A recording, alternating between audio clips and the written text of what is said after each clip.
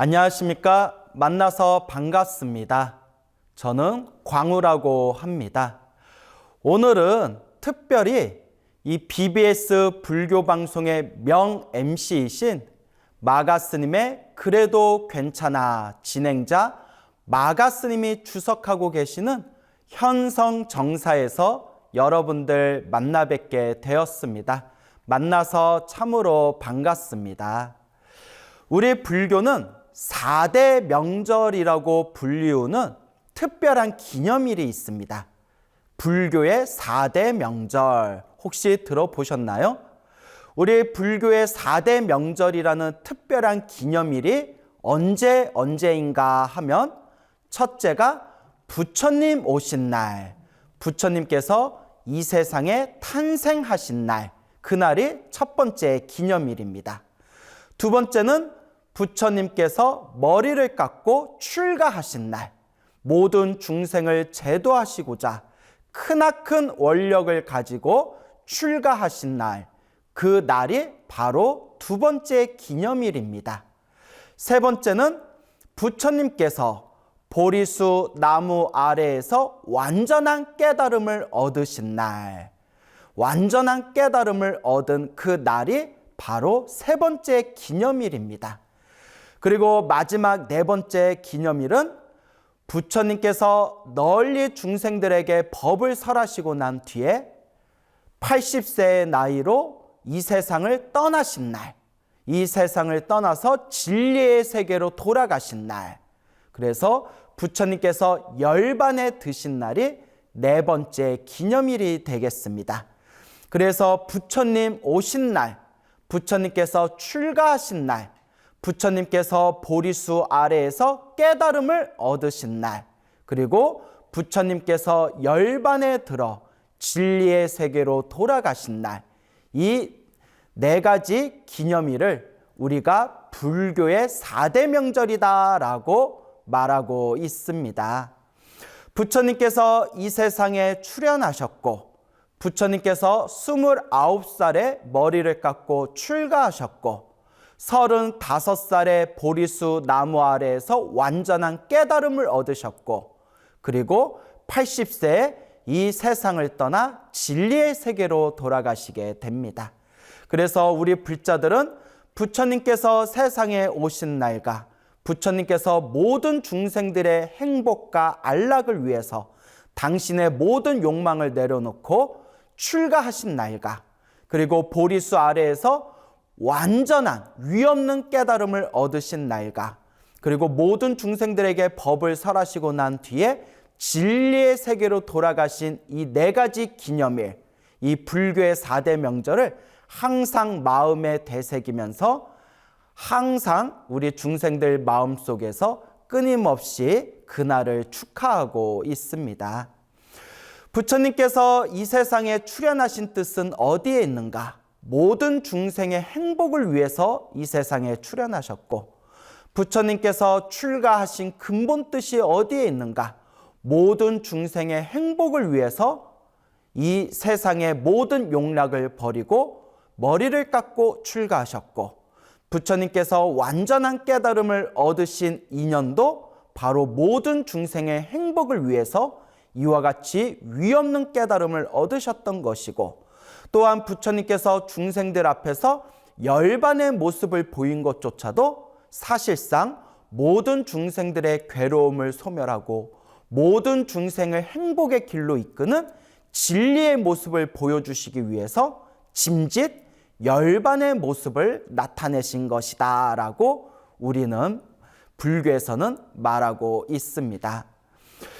우리 부처님께서 이 세상에서 부처님으로 완전한 깨달음을 얻으신 분으로 이 세상에 나투신 것은 단순히 이번 한 생의 인연법이 아닙니다. 수없는 과거 전생에서부터 끊임없이 육바라밀, 보시와 지계와 인욕가, 정진과 선정과 지혜라는 육바라밀을 닦고 닦으셔서 이 육바라밀을 완성하셔서 수없는 윤회의 시간 동안 지혜와 복덕과 신통과 자비를 완벽하게 구족하셨기 때문에 이번 생에 이와 같이 위대한 부처님으로서 세상에 나투시게 된 겁니다.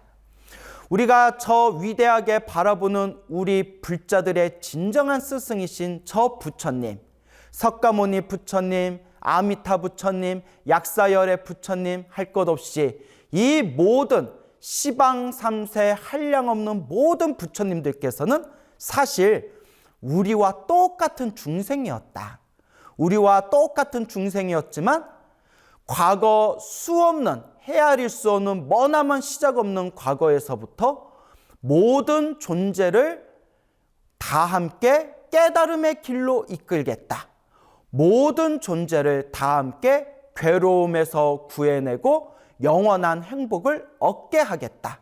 모든 중생을 성불시키겠다라는 그런 위대한 자비의 원력을 가지고 끊임없이 닦고 끊임없이 닦고 끊임없이 닦으셔서 지금은 저와 같이 위대한 부처님이 되신 겁니다.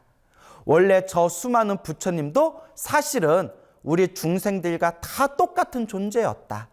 부처님은 수없는 과거 전생에서부터 열심히 수행을 하셨기 때문에 저렇게 훌륭한 부처님이 되셨고, 우리 중생들은 수없는 과거 전생에서부터 탐욕과 성냄과 어리석음의 길에 헤매이고 있었기 때문에 아직도 이와 같이 중생의 모습으로 살아가고 있구나.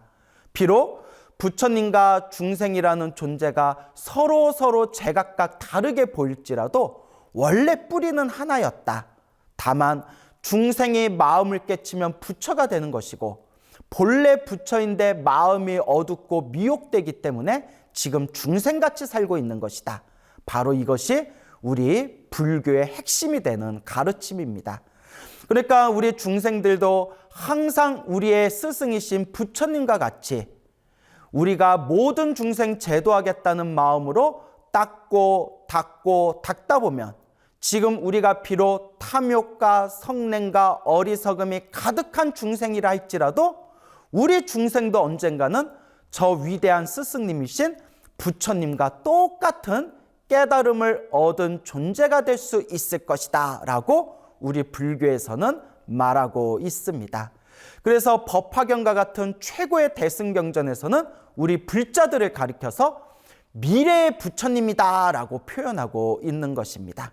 우리 불자분들이 지금은 아직은 부족하고 아직은 어리석고 아직은 탐욕과 성냄과 어리석음이라는 탐진치 삼독에 아직은 물들어 있는 존재지만 오늘 이와 같이 부처님 가르침과 인연을 맺었고 이번 생에 열심히 수행한 공덕으로 우리 중생도 언젠가는 미래의 부처가 될 수 있는 미래의 부처님이다 라는 것을 여러분들 가슴속에 되새기고 각인하시길 바랍니다.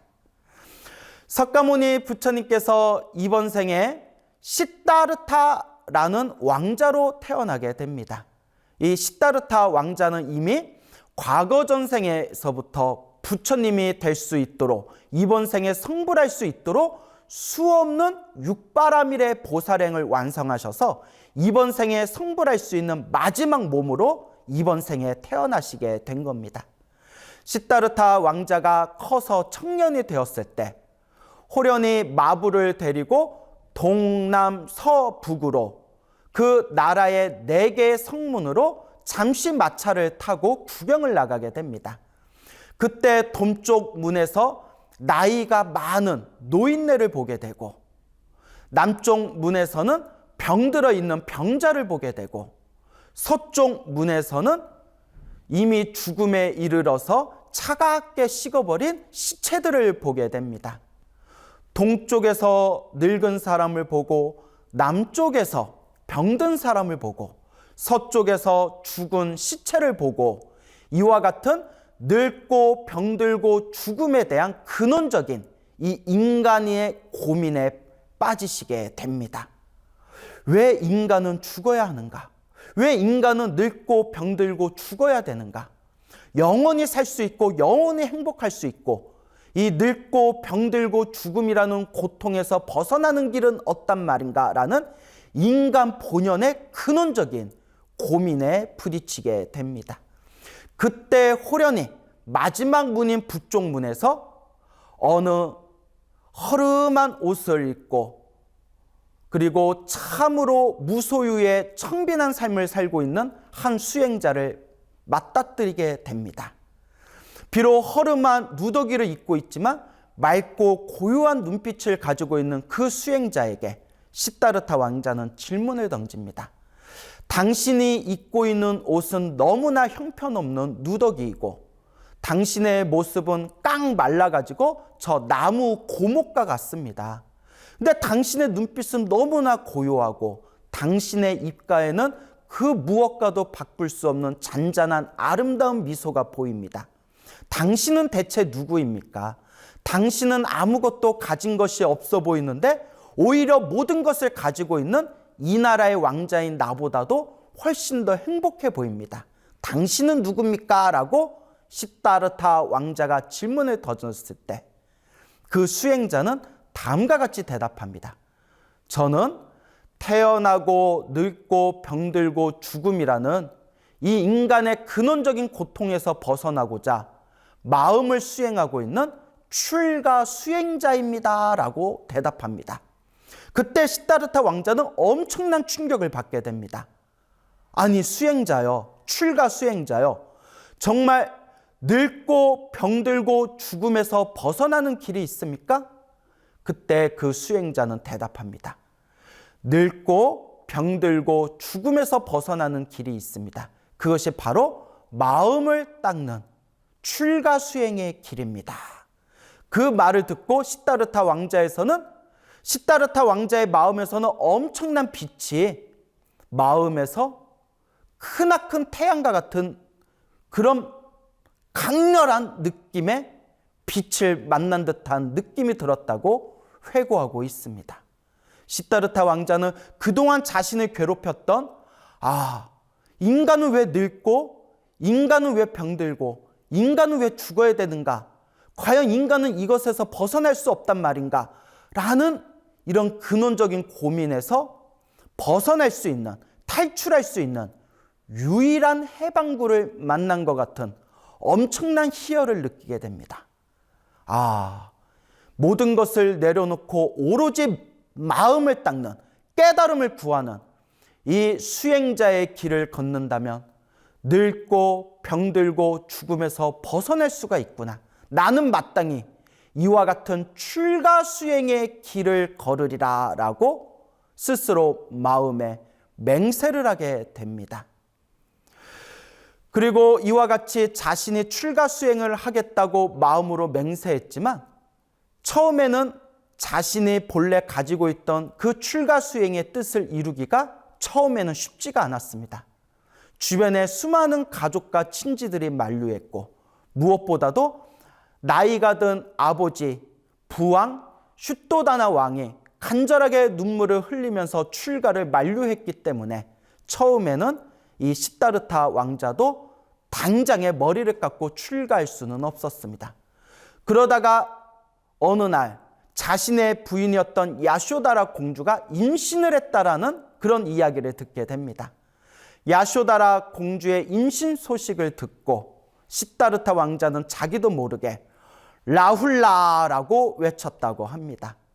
라훌라라는 뜻은 장애물이란 뜻입니다.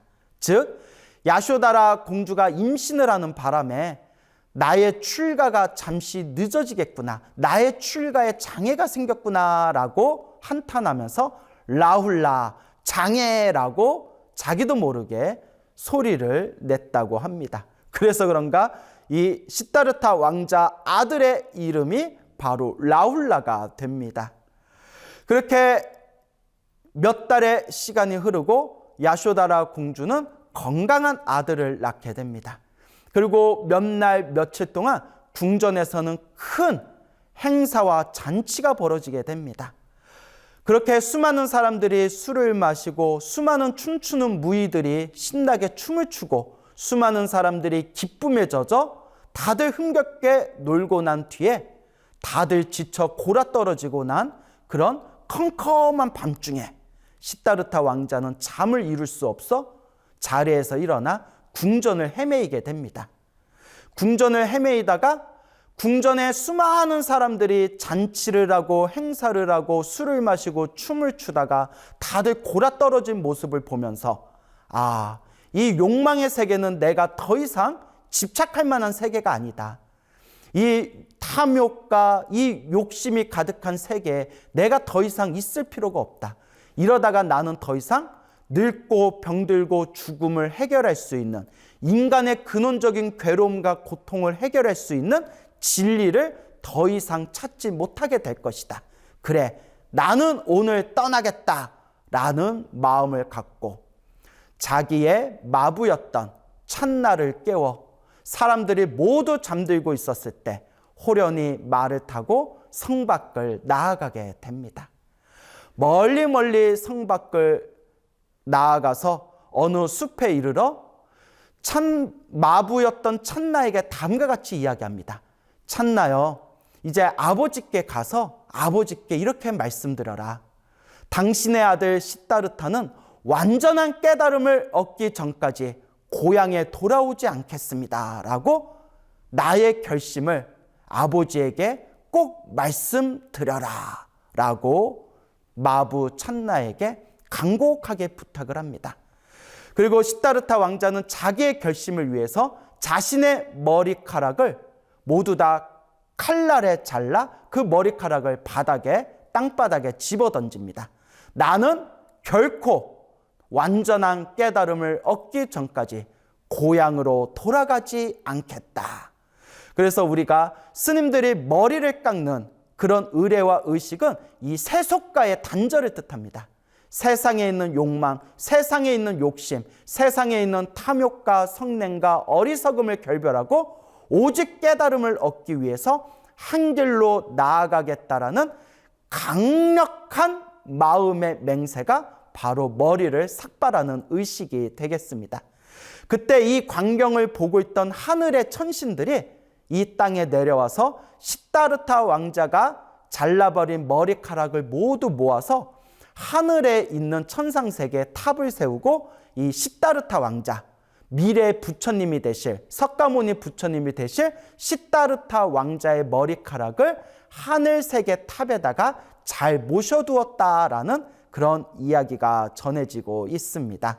여러분들도 열심히 복을 많이 지으셔서 하늘세계에 태어나시면 시다르타 왕자가 잘랐던 그 머리카락을 모셔둔 하늘에 머리카락 탑을 아마 보실 수가 있겠네요.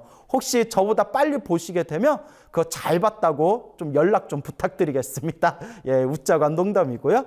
자, 어쨌거나 이와 같이 마부 찬나를 이제 궁으로 돌려보내고 지나가는 사냥꾼의 옷을 얻어 입고 난 뒤에 이제 오로지 수행에만 집중을 하게 됩니다. 그때 시다르타 왕자의 나이가 바로 29살이 되겠습니다. 29살에 출가한 시다르타 왕자는 자신의 온 몸과 자신의 온 마음을 내던져서 6년 동안 오로지 고행하고 수행에 집중한 끝에 35살에 보리수 나무 아래에서 완전한 깨달음을 얻게 되십니다. 그것이 바로 보리수 나무 아래에서 완전한 깨달음을 얻은 시다르타. 완전한 깨달음을 얻고 난 뒤에 이제 시다르타라는 이름은 사라지고 오직 석가모니 부처님, 바로 이 세상에 출현하신 세상에서 가장 존귀하신 부처님으로 세상에 널리 법을 펼치시게 됩니다. 이와 같이 부처님께서 35살의 깨달음을 얻으시고 45년 동안 널리 중생들을 향해서 법을 펼치시게 되죠.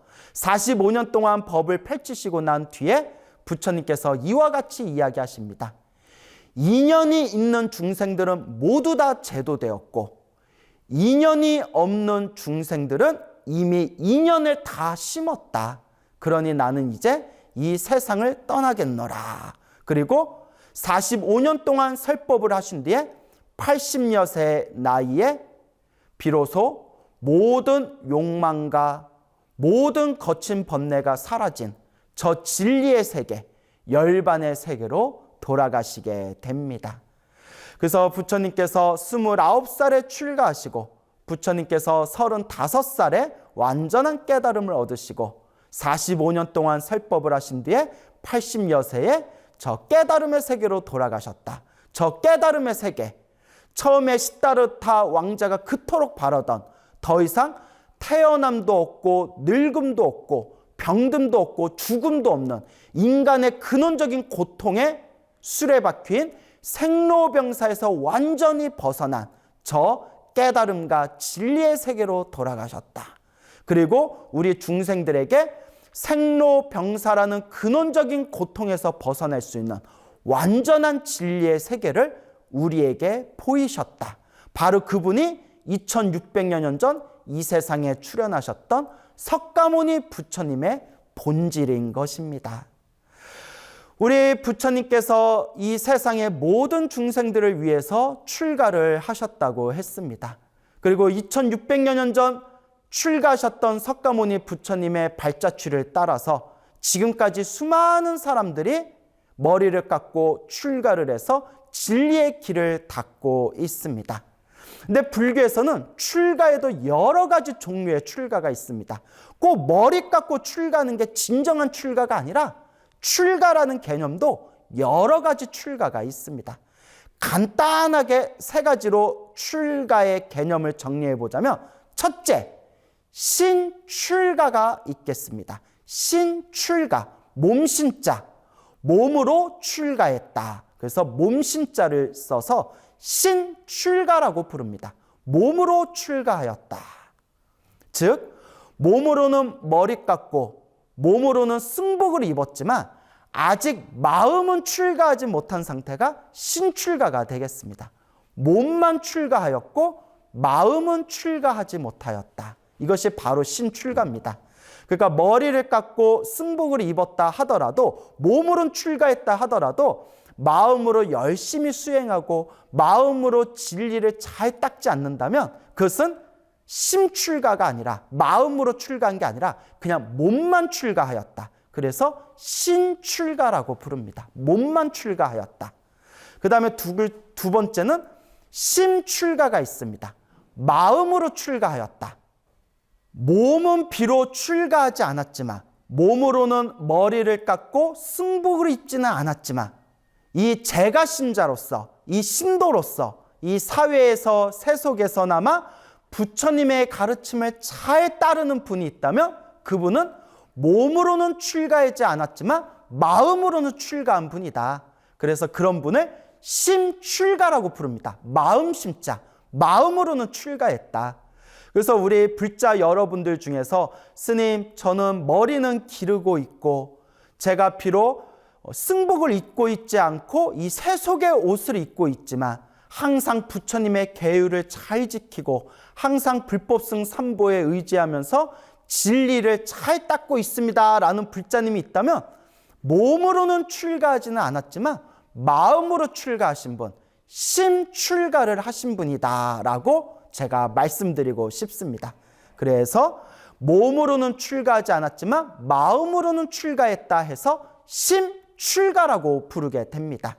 자, 그럼 간단히 정리해 볼까요? 몸으로는 출가했지만 마음으로는 출가하지 못했을 때 몸신자를 써서 신출가라고 부르고요. 비록 몸으로는 출가하지 못했지만 마음으로는 출가하신 분들을 마음심자를 써서 심출가라고 부릅니다. 자, 그러면 마지막 하나, 몸도 출가했고 마음으로도 출가하신 분들, 그런 분들을 신심출가라고 부르게 됩니다.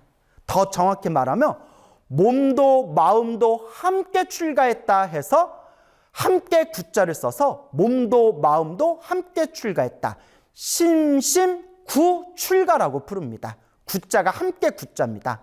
몸도 마음도 함께 출가했다, 신심구출가다. 그래서 우리 석가모니 부처님께서는 몸도 마음도 다 함께 출가하신 분이고, 또 석가모니 부처님의 제자이면서 머리를 깎고 출가했으나 마음으로는 출가하지 못한 사람들을 신출가만 했다라고 표현하고, 비록 몸으로는 출가하지 못했지만 마음으로는 출가하신 분들을 심출가는 했다라고 표현하고, 부처님의 제자이면서 몸도 마음도 다 함께 출가해서 머리 깎고 승복 입고 오로지 진리를 위해서 열심히 닦는 분들이 바로 몸도 마음도 함께 출가하신 신심구 출가자다라고 표현할 수 있겠습니다. 그렇기 때문에 우리는 이 출가라는 것을 겉의 형식으로만 이해해서는 절대 안 됩니다. 머리 깎고 승복 입었다고 그것이 다 출가라고 여겨서도 안 되고, 또한 비록 몸으로는 출가하지 못했지만 마음으로 열심히 수행하고 열심히 진리를 닦는 분들이 있다면 그런 분들은 마음으로나마 진정한 출가를 하신 분들입니다. 그렇지만 가장 좋은 것은 석가모니 부처님의 발자취를 따라서 몸으로도 출가하고 마음으로도 출가한 진정한 수행자의 모습이 가장 위대한 출가자의 모습이 되겠죠. 그래서 우리가 항상 불법승 삼보를 찬탄하고 불법승 삼보에 귀의하면서 다음과 같이 두 손을 모아 공경하는 마음으로 노래를 부르는 것입니다. 거룩한 부처님께 귀의합니다. 거룩한 가르침에 귀의합니다. 거룩한 스님들께 귀의합니다. 여기서 거룩한 스님들께 귀의합니다 라는 뜻은 스님들이 다 거룩하니까 귀의합니다 라는 뜻이 아닙니다. 스님들 중에서도 몸으로도 출가하시고 마음으로도 출가하신 거룩한 스님들께 귀의합니다 라는 그런 의미가 되는 것입니다. 그래서 항상 우리 불자 여러분들이 꼭 명심하셔야 될 게 우리 불교의 첫걸음은 바로 삼귀입니다. 우리 부처님의 가르침을 받들는 첫걸음이 바로 불법, 승, 삼보에 귀의하는 삼귀라는 것을 우리 불자 여러분들이 항상 마음에 되새기시길 바랍니다. 이와 같이 진정한 출가를 이루셨던 우리 부처님, 그리고 완전한 깨달음을 이루셨던 우리 부처님께서 중생들에게 널리 법을 펼치신 뒤에 저 열반의 세계로 돌아가십니다. 하지만 여러분들 꼭 명심하실 게 있습니다. 우리가 부처님께서 이 세상에 출현하셨다, 혹은 이 세상을 떠나셨다, 부처님께서 열반에 드셨다, 열반의 세계로 잘 가셨다 라고 표현할 때 그것은 그냥 언어적인 표현일 뿐입니다. 옛날 옛적부터 우리의 깨달음을 얻으신 우리의 대선지식들께서는 한결같이 말씀하셨습니다. 부처님께서는 본래 오고감이 없으시다. 부처님께서 어딘가에서 오셨다고 생각한다면 그것은 부처님을 바르게 이해하는 것이 아니다. 부처님께서 어딘가로 떠나셨다고 생각한다면 그것은 부처님을 바르게 이해하는 것이 아니다. 진정한 부처님의 깨달음으로서의 진정한 부처님의 몸은 오고감이 없느니라. 온 적도 없고 간 적도 없느니라. 이 온 적도 없고 이와 같이 간 적도 없는 그 부처님 깨달음의 세계, 그것 자체를 우리가 여여라고 표현한 겁니다. 이와 같고 이와 같다. 그래서 여여하다라는 표현이 불교에서 나오게 된 겁니다. 그래서 오고감이 없는 부처님을, 여여하신 부처님을 우리는 열애라고 부르게 되는 겁니다. 우리가 열애라는 뜻을 피상적으로 이해할 때 과거의 부처님도 이와 같이 오셨고 미래의 부처님도 이와 같이 오실 것이고 현재의 부처님도 이와 같이 오셨네 라고 우리가 표현합니다. 하지만 진정한 깨달음의 눈으로 바라본 부처님의 본질은 오신 적도 없고 가신 적도 없었다. 가신 적도 없고 오신 적도 없었시다. 그냥 그 자체로 여여하신 분이다.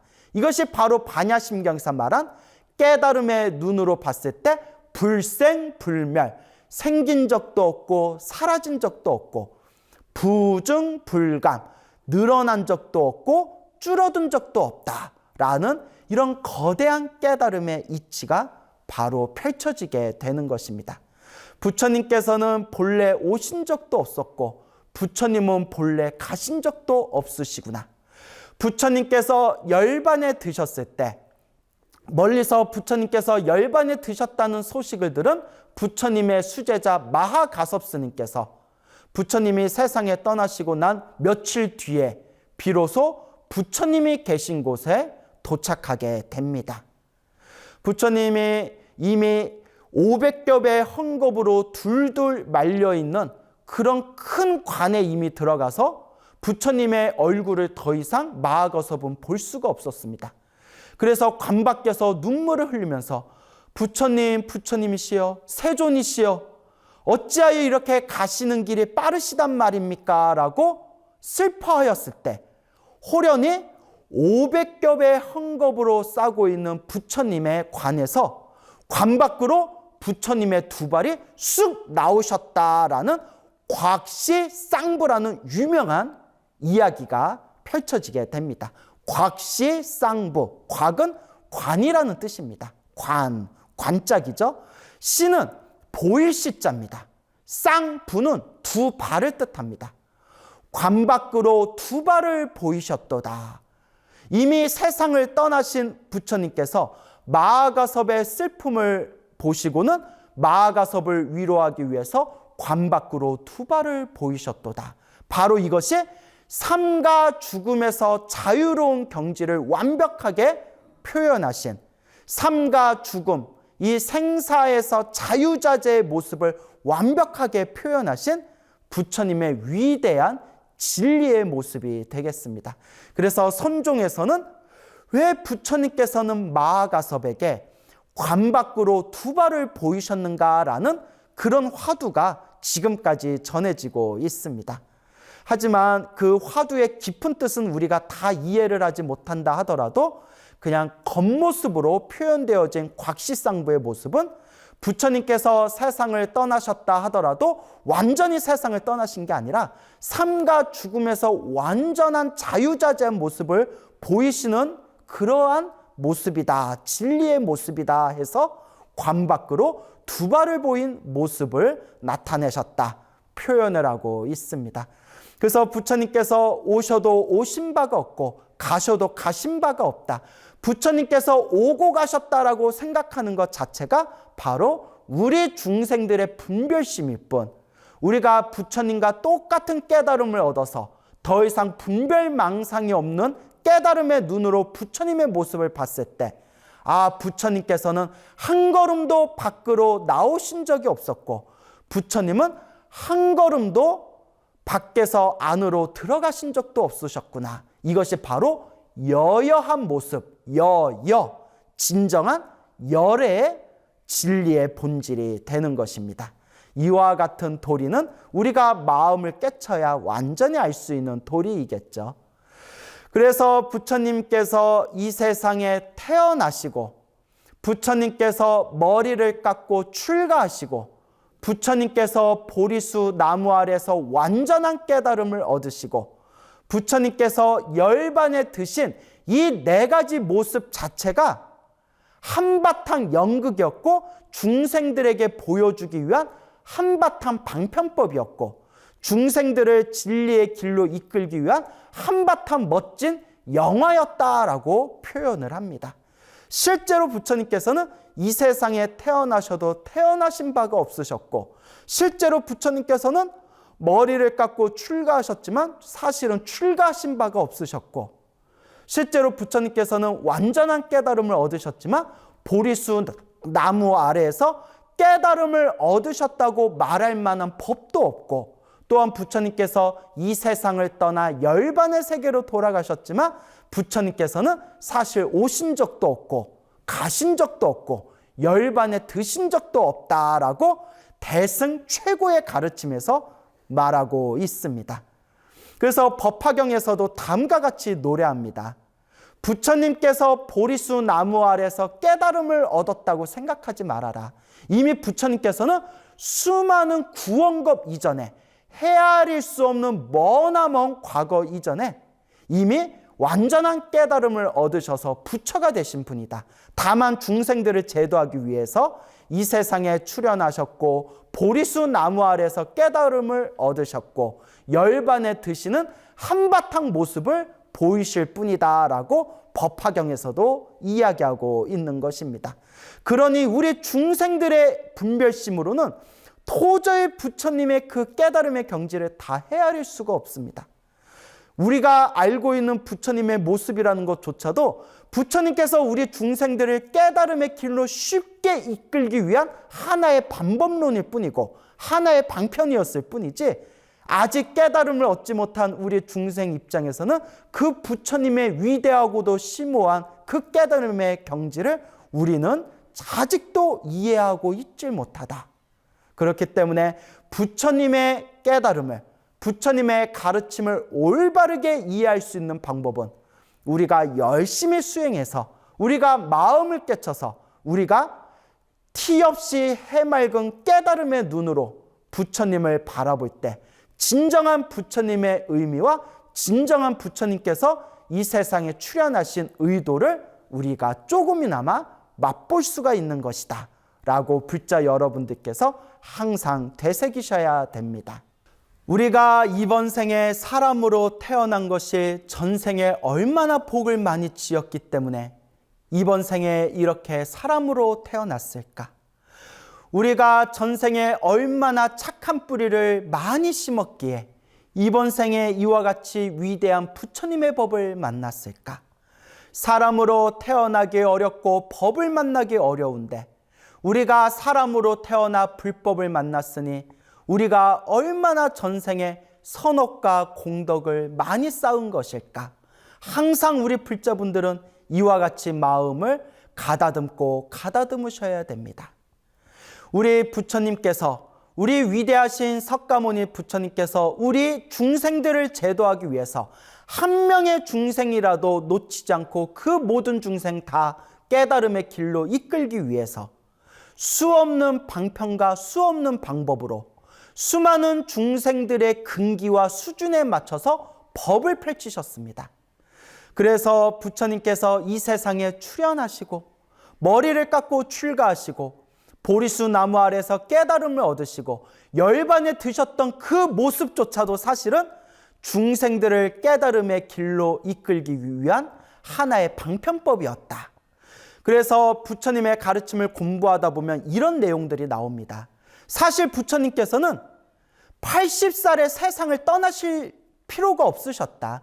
부처님께서는 얼마든지 당신만 더 원하시면 수천 년, 수만 년, 인간의 숫자로는 헤아릴 수 없는 시간 동안 이 사바세계에 남아서 얼마든지 중생을 제도하실 수 있는 그런 특별한 능력, 그런 엄청난 신통력을 갖추신 분이다. 근데 왜 부처님께서 일부러 이 사바세계에 오랫동안 머무르지 않으시고 왜 중생들 앞에서 목숨이 다하여 이 세상을 떠나시는 그런 열반의 모습을 왜 보이신 걸까? 바로 이러한 내용에 대해서 부처님과 예 선지식들께서 언급을 하고 계십니다. 우리 중생들은 마음에 망상이 깊고 게으르기 때문에 부처님께서 항상 이 땅에 머무르고 계시면, 아, 부처님께서 항상 우리 옆에 있는데 지금 열심히 수행을 안 한들 어떠하겠까? 지금 좀 놀고 난 뒤에 나중에 수행한들 그게 뭐 어떻겠는가? 부처님께서 항상 우리와 함께 계시는데 나중에 수행해도 되겠지라는 그런 방일한 마음을 내기 때문에 일부러 부처님께서 이 세상의 모든 것이 무상하고 이 세상의 모든 것이 덧없으니 부디 마음을 집중해서 게으르지 말고 열심히 수행하고 정진하라라는 뜻으로 중생들 앞에서 당신의 목숨이 다한 뒤에 열반의 세계로 들어가는 모습을 보이신 것이다 라는 그런 내용들을 우리가 불교 공부를 하다 보면 많이 접하게 됩니다. 우리 부처님께서 세상을 떠나시는 모습을 보이신 것이 바로 우리 중생들이 게으름에 빠지지 않고 방일함과 해태, 나태함에 빠지지 않고 아, 이 모든 것이 덧없구나, 이 모든 것이 무상하구나 라는 것을 마음에 절감하면서 열심히 수행정진하기를 바라는 마음으로 부처님께서 열반에 드신 모습을 보이신 것이다. 하지만 부처님께서 열반에 드셨다 하더라도 그것은 중생을 인도하기 위한 한바탕 연극이었을 뿐이지 부처님께서는 지금 이 순간에도 항상 보이지 않는 모습으로 우리 중생들을 깨달음의 길로 이끌고 있는 그러한 진리의 모습이시다. 부처님께서 지금 이 순간에도 중생들을 이끌고 있지만 다만 우리 중생들의 번뇌와 망상이 가득해서 그것을 보지 못하고 있을 뿐이다. 그래서 우리 불자들이 항상 독송하는 천수경 마지막 구절에 나무 상주 시방불, 나무 상주 시방법, 나무 상주 시방승, 나무 귀합니다. 당신께 귀합니다. 상주 시방불, 상주 항상 머무르는 시방 모든 공간에 계시는 부처님께 귀합니다. 나무 상주 시방불 항상 모든 곳에 머무르고 계시는 부처님께 귀합니다. 나무 상주 시방법 항상 모든 곳에 머무르고 있는 가르침에 귀합니다. 나무 상주 시방승 항상 모든 곳에 머무르고 계시는 스님들께 귀합니다. 나무 상주 시방불, 나무 상주 시방법, 나무 상주 시방승. 비록 부처님께서 우리 중생들에게 열반의 모습을 보이고 지금 눈으로는 보이지 않지만 항상 열심히 수행하고 불심으로 가득한 우리 중생들 앞에 부처님의 지혜 광명과 자비 광명이 항상 우리 불제들을 이끌어 주시고 있음을 마음으로 깊이 믿고 의지하시기 바랍니다. 여러분, 이와 같이 이번 생에 사람으로 태어나 불법을 만났으니 불법승 삼보에 한없이 의지하고 귀의하시고 이번 생 열심히 수행하여 다 함께 자타일시 성불도 하시기를 발언드립니다. 여러분 성불하십시오.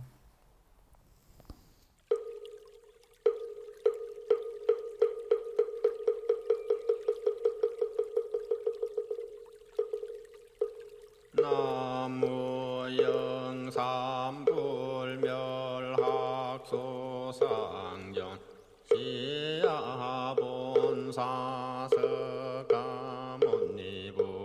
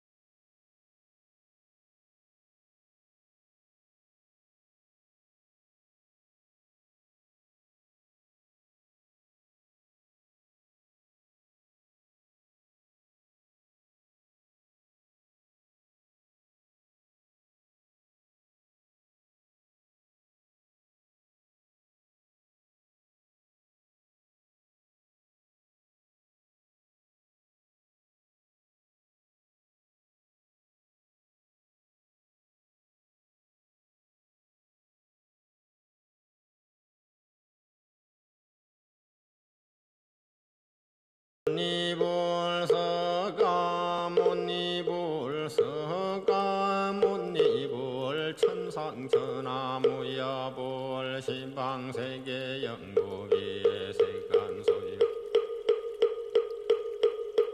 아징견 일체무효 여부